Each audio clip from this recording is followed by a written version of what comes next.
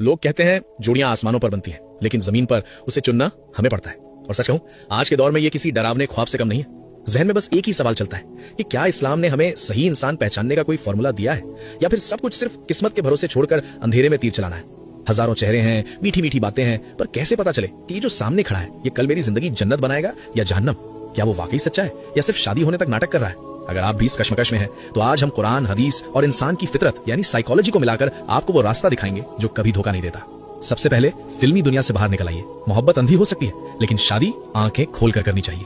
हमारे प्यारे नबी हजरत मोहम्मद सल्लल्लाहु अलैहि वसल्लम ने हमें एक बिल्कुल साफ पैमाना यानी क्राइटेरिया दिया है। सही बुखारी की हदीस है कि लोग आमतौर पर 4 चीजें देखकर निकाह करते हैं: उसका माल, उसका खानदान, उसकी खूबसूरती और उसका दीन।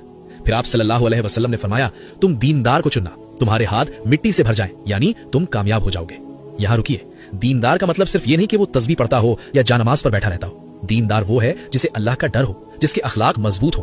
क्योंकि याद रखिए, जो इंसान अल्लाह के हक को नहीं पहचानता, वो कल आपके हक को क्या खाक पहचानेगा?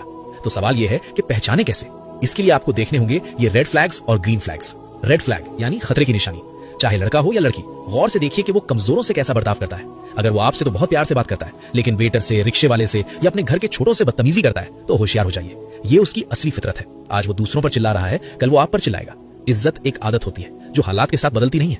रेड फ्लैग, अगर उसे अपनी गलती मानने में मौत आती है। जो इंसान कभी सॉरी नहीं बोल सकता और हर बात में आपको ही कसूरवार ठहराता है, वो एक नार्सिसिस्ट हो सकता है। ऐसे इंसान के साथ सुकून मुमकिन नहीं, सिर्फ घुटन होती है। ग्रीन फ्लैग, मेरे भाइयों, बीवी चुनते वक्त सिर्फ सोशल मीडिया की चमक मत देखो कि क्या उसमें हया और कनात है। जिस औरत में सब्र और शुक्र होगा, वो आपकी झोपड़ी को भी महल बना देगी। और मेरी बहनों, शौहर चुनते वक्त सिर्फ उसकी गाड़ी या सैलरी मत देखो कि क्या वो जिम्मेदार है, क्या उसे गुस्से पर काबू पाना आता है। क्योंकि जो मर्द अपने गुस्से का गुलाम है, वो कभी आपका मुहाफिज नहीं बन सकता। शादी कोई जुआ नहीं है, ये एक इबादत है, एक बहुत भारी जिम्मेदारी है। अल्लाह ने कुरान मजीद सूरह रूम आयत नंबर 21 में शादी का मकसद ही सुकून बताया है। अगर बात पक्की करने से पहले आपके दिल में घबराहट है, आपको बार बार अपने आप को एक्सप्लेन करना पड़ रहा है, तो रुक जाइए, जल्दबाजी मत कीजिए। लेकिन अगर किसी से बात करके उसके ख्यालात सुनकर आपके दिल और दिमाग को शांति मिलती है, आपको दिखावा नहीं करना पड़ता, तो ये अल्लाह की तरफ से एक बेहतरीन इशारा है। तो फैसला जज्बात में बहकर नहीं, बल्कि अक्ल और अल्लाह पर भरोसे के साथ कीजिए।